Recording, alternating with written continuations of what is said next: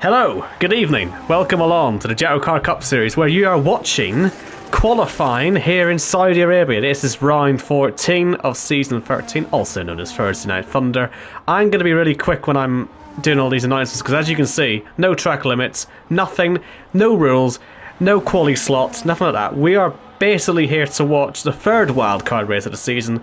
There's a different wildcard for qualifying on the race. The qualifying wildcard is it. Basically, all the drivers are going to go out, do as many laps as they want, and they can take each other out. They can do anything they want, really. This is a bit of a moral test. And whoever survives this will be on pole position. And as you can see, Arnaud has smashed into the wall, but not got any damage. So they have turned damage off. They have seen sense of that. So, yeah, this should be fascinating, really. I'm going to come to the own whack. With me, I've got Mr. Jackocar himself, and look at that, we've got drivers going backwards down the circuit, Jacko. This has got carnage written all over. I think that's Sullivan Lewis doing that. Yes, I'm sure it's not the only time we're going to see that this evening. And hello to everybody. How are you, Mr. Wyatt? Welcome back, or welcome back to myself. We're looking forward to this one, aren't we? The chaos of Saudi, and not in a confrontational war sense. Not that they're thoroughly involved in the war yet, but we never know. I was saying pre-stream, this is the sort of thing that I would have suggested many years ago, and probably not been allowed to do it. But what have you seen early doors? Oh, I've just seen Arnaud going to take his lap into turn one, and who's there? It's Claudia Winkleman on the apex, who just absolutely spoils his lap. Oh, what a session this is going to be. You may well see people not set times here. Basically, this is... I mean, there will be some tactics in this. They're all just going to be a little bit dodgy, aren't they? It's just like... see who messes up each other's laps the most, and then if anyone gets a decently clean lap time, they've done well. But the tyres are still going to wear out. So, I mean...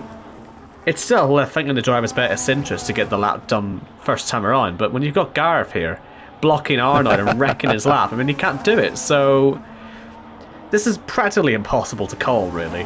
Someone's going to end up on pole position here. I don't think they've even bothered with Jules either. I didn't see a Jules graphic because, I mean, look at this. This is impossible. And there's Pete Nyson. He's been there for about 2 minutes, as is Sullivan Lewis. Those two are just blocking the whole track.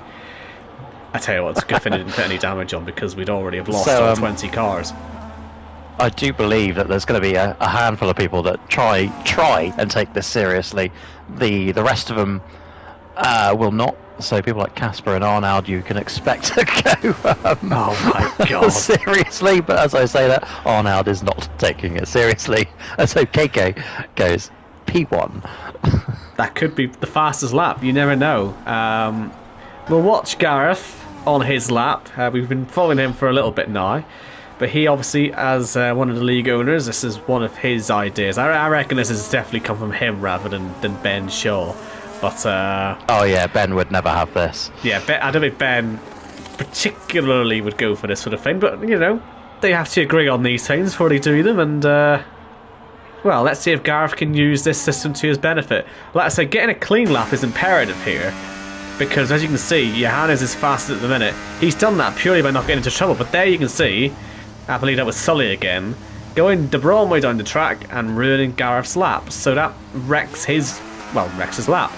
So, yeah, Gareth's own words were it's in everyone's interest to stop anyone from setting a lap.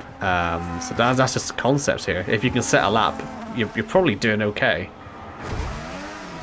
Yeah, it is Johannes leading the way at the minute, and Leroy P2. We have seen Leroy on pole before, so that would not be a brand new pole sitter, but ideally... that's what we're looking for this evening. Michael O'Kk, the highest of the never to have had a pole position in the Cup Series at the minute, up in P4. Chris Waite's P5, He's next on that list. And what's going on? I thought Pete might have got a decent lap on there, but no. Still drivers going backwards down the track. What about Casper? Casper is on track. Casper presumably is taking this seriously. So, yes. So I don't expect to see him messing about. But here's Gareth ready to spoil his... oh, no, he didn't. Why is Gareth not hit him? That's poor there, Gareth. Come on. However, Gareth will get another chance if he gets back around the first sector quick enough to stop Casper. He'll have his sights set on him now. I tell you what, it's quite fascinating. Casper's going to fly around. It's quite fascinating watching these drivers go around with no track limits, actually, because Well, it's given them an opportunity to drive this track in a way they never would have done before, and you can see Casper there being very careful as he comes through. Another driver He's there. had a solid lap, Owen. This is a really good lap. 1 minute 27.1 to beat. The final corner is a car park, though, so stay on board for this. Here we go. He gets round 1. I tell you what, he's nowhere. He's nowhere. Oh, and there he goes. And there we go. And a lap that actually wasn't very good is going. I thought he was flying. I thought he was flying, but I missed the start of his lap because he was. Yeah. So did I. Nowhere. Oh, yeah. This is just mental, isn't it? I mean, how's Tony getting on? He's just started a lap. Literally just started. Well, shall we watch our reigning champion then, as he heads around, try and catch a whole lap? But we'll stay on board for this as well, as he comes through the first sector. He's actually got a mostly clear track ahead of him. This whole first sector he should be able to blow up all the corners and take as much advantage as he possibly can. But you can see he's sort of working his lines out. This is very suboptimal driving from Tony. The curbs are all quite raised in that first sector, so I suppose it is difficult to cut them without losing the rear end.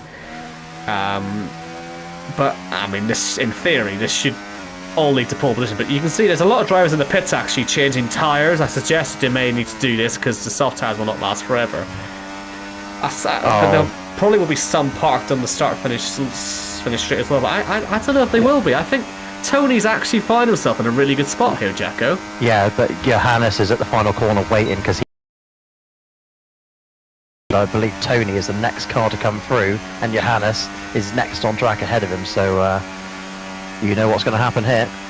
So it's all about where Johannes is parked. We'll stay on board with Tony and we'll watch it as he sees it. So Johannes is going to drive around the final corner now, I think. There he is.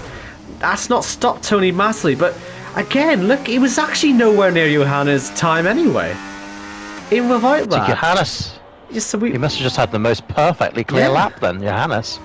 Johannes didn't have any insider information on what these rules are going to be, by the way. He must have just got his lap, well, right, I suppose. Just enough. First to it, yeah. Tyres may make a everyone difference else was as well. Still setting up roadblocks. Yeah, I think tyres made a difference possibly. He obviously set his lap on a new set of tyres, but then again, so did Tony there, so maybe tyres weren't all the story. I suppose in that case we'll need to watch Johannes when he comes back out of the pits, as we see another accident happen in there, and I'm pretty sure Mike Kelterborn's car, I feel like it sort of phased in and out of the barriers there as it was getting involved in an accident.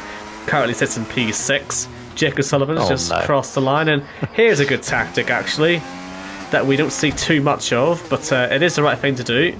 Finish your lap, turn around and come into the pit lane. That gives you the best opportunity to get a lap done quicker, so that's actually good thinking there from the three-time champion. Even in these situations his brain is engaged, and then he comes for new tyres. Gareth with a fastest lap of 2 minutes and 1 second. It was 3 minutes 45 just before that, as he goes P18. Just Ben Shaw and Sullivan Lewis 2 set laps. Ben leaving the pit lane, or sorry, joining the pit lane, and Sullivan Lewis is on his out lap. Other than that, we've had 18, I'm not going to use the word clean laps, but we've had 18 laps set. Is this the first time we've seen Yuri this season, by the way? I do believe so. Completely incorrect, yeah, just thought we'd give him a mention. In his gold colours will stand out very nicely. Nice to see Yuri back and taking advantage of the situation. He's at some P3 at the moment. Hopefully he stays up there, because it'd be good to see him feature plenty this evening. Don't know how many more times we'll see him. So it's a sadly rare appearance for him, so hopefully, yeah, he does well. And it does feel like it might be the end of an era for Yuri. But speaking of end of an era, Mr. Barry Baldwin announcing his retirement earlier in the week, Owen. A very, very sad day, or even sadder when we get to the final round and we wave him goodbye. Part of me thinks he'll do what a lot of us do. Say we're going to retire, leave for like 6 or 7 months, come back and think, do you know what, actually, I'll do the odd race every now and then.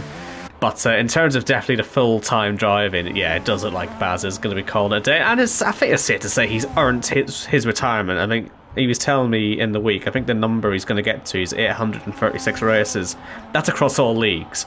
That's insane. I mean, yeah, how on earth do you get to that number? It requires a lot of commitment, and he's obviously been here right from the start. He was an ILR back in the day. I mean, 10 years I've known the bloke, pretty much.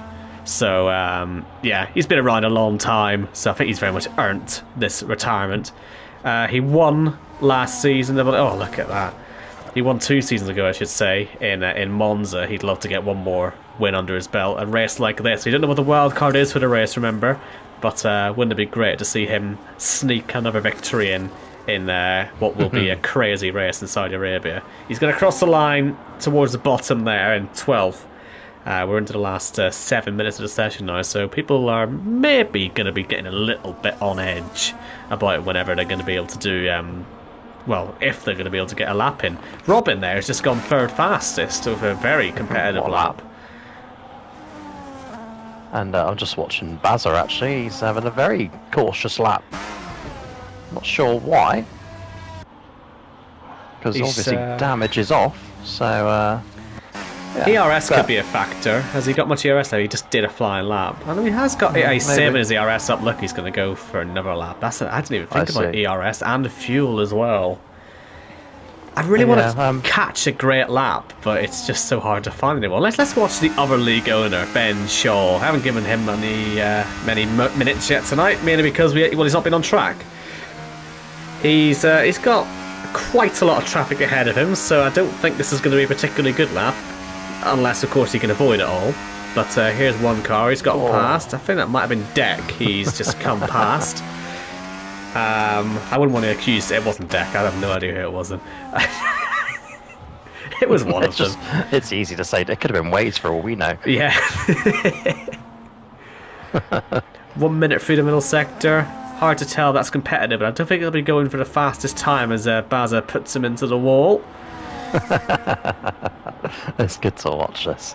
It is good to watch. Johannes is on an out lap. Leroy's on a flying lap, but it wasn't a particularly fast one. I wonder if he's about to start another one. Obviously, he's the closest challenger to Johannes at the moment, as we see Ben Shaw coming up to the line, and he goes 9th fastest, so he'll turn that around, get some new tyres on, and go for another lap. But for Leroy here... if he gets a clean lap in it, we know he's got the pace. I think he's been on pole this season already. Well avoided there, whoever that was, who was on the racing line, as Jake has just obliterated the fastest times. So that tells you the time is there. Leroy's had a decent first sector here, Jacko. He's going faster than his previous lap. So let's say he's been on pole before this season, I believe. Yeah, that was his first pole, wasn't it, in the Cup Series? I think it was China, and it was the wasn't first race of the season, or second, something like that. It was China, I think he got it, when it rained at the very start. And he was the first driver on track, and he nicked the pole position. I do believe it was the race I wasn't here for, because I tuned in. I was like, oh, why is Leroy on pole? What's happened here? But it was the rain. So can Leroy try and replicate the magic of China? Gone. It'll be a no this time around. He may get one more lap in. He was on for second place as it stood on that lap, to be fair. So he was he would have struggled to get by Jake. Now he's just going to reverse down the track. So I think he's certainly turned his attention to ruining Pete Knight instead. He's done that very effectively. A lot of drivers are crashing out of the pit lane and making a bit of a roadblock. It's Jake O'Sullivan is causing all of that. Yeah, Yuri, we've got Gareth, we've got Casper in there as well. Obviously these are now final out laps that these guys are going to be coming out onto, so these next couple of minutes could be very messy indeed. I'd be surprised if anyone improves their lap time from this point onwards, to be honest, Jacko. This is going to be too difficult, I think. Sullivan Lewis has just started his flying lap. He needs to get this one in, but he's got to be careful what's happening on the exit of turn 2. Here we go. Jake O'Sullivan is there. There you go. And he has affected it. And Jake O'Sullivan, obviously, well within his rights to do this. And I think he's picked a good place to park, hasn't he? Because it ruins people's laps from the very start. He's obviously trying to protect his pole position. He doesn't need to set another lap. It's Schumacher-esque. Monaco, isn't it? Schumacher-esque. I like it. So, I feel like maybe watching Jake O'Sullivan's point of view might be the most insightful place to be, as Michael Okeke gets past him. But, yeah, he's basically going to just try and ruin everyone's lap. There's a driver that he's just been punted by. That'll have cost them time. So yeah, I think Jake's. Of course, Jake's playing this cleverly. I don't get it. He finesses all the rules. I don't know how he manages this. He just knows what he's doing. Yeah, and don't forget he loves this place as well, where he got his first championship, his first win. Big fan of Saudi Arabia is Jake O'Sullivan. I'm still on board with Sullivan Lewis. It's not going to be a P1 lap. He's had about 5 accidents. Accidents is a polite word. Make it 6. There it is. But he is on for getting a lap on the board at least. So I wonder if he can beat Claudia Winkleman. Watching Bassett as he comes through next, and he's too slow already, I think, and he's been hit as well by Jake O'Sullivan. Casper, didn't see if he got involved in any shenanigans. We'll see what is this. Oh, well, he has now. Well, he'll be upset about that, and he will be upset about that, actually, because I think he takes this far too seriously sometimes. And, yeah, that will not have pleased him. Sully is now crashing into the pit lane entrance, is he? He's put someone into the pit lane entrance. I think that was Mike Kelterborn. He's not going to set a lap time. He's not reversing back down the main straight. Oh, dear. He's going for a run-up, isn't he? Ah, you're right. Yeah, that is what he's doing. He's lost so much speed, yeah. I think he wants to get a pole. Or somewhere near it. But with the 0 speed, he won't get it. Or, Owen, he's going to park himself right here. Wow. He's gonna wreck a few laps here, but yeah, what a weird qualifying this has been, and we've got a bit of a pile-up now in Turn 2's exit. So Mike Kelterborn has joined Jake O'Sullivan there, and I think there's further pile-ups up the track. So I don't think anyone's going to get a lap in here. Here comes, yeah, another driver just being absolutely punted there. It's hard to tell who's who, really, when they're all crashing this. Claudia Winkleman is causing a massive pile-up. This is through the S's, so yeah, no one's going to set a lap here, I don't think. It's just not going to happen. They've decided that no one's setting a lap at the end of qualifying. Sully's going to have another go. Yeah, good luck with that. Crosses the line with 2 seconds to go. Good luck with that, Sully, because let's ride on board and just watch and see how many people are blocking his path. Oh, he's not done too bad there, actually. He's actually not done too bad. But the problem is, the bigger, blockage is here. As they all, Garrett's going to get in the way, and Sully escapes that one. In fact, yeah, they've just started trying to drive backwards down the track, so Sully's got himself a bit of room here. Do you know what? He might get an okay lap in now. But top 10, possibly? Yeah. He's down on his best first sector, but, I mean, doesn't really mean much, does it? As he hugs the inside. At the minute, it's Jake on pole, ahead of Johannes, Leroy, Robin, and Michael Akeke. So we definitely have got a mixed-up grid. It's just a shame he's on pole, really, isn't it? But, I mean, you can't blame him for nailing these rules. There's Leroy trying to get in the way of Sully as he heads for the middle sector. Looks like there's another car park he's heading towards, so let's see if he can navigate it. No, he can't. Oh, dear. He's still in with a chance of a top 10, though. I don't know. I think he's lost too much time. Oh, look at that! Another one. He has now. Yeah. Very much a case of they think it's all over. Yeah. Let's just go to Pete Knighton, because he's coming through all sorts of mess here. They're all just parked at the fast chicane. I mean, yeah, no one set a lap time. Just no one set a lap time. The Fennis as well. They're going to run the clock down now, because they're just going to start crashing into each other, aren't they? Because they would, wouldn't they? They're just mucking about. So.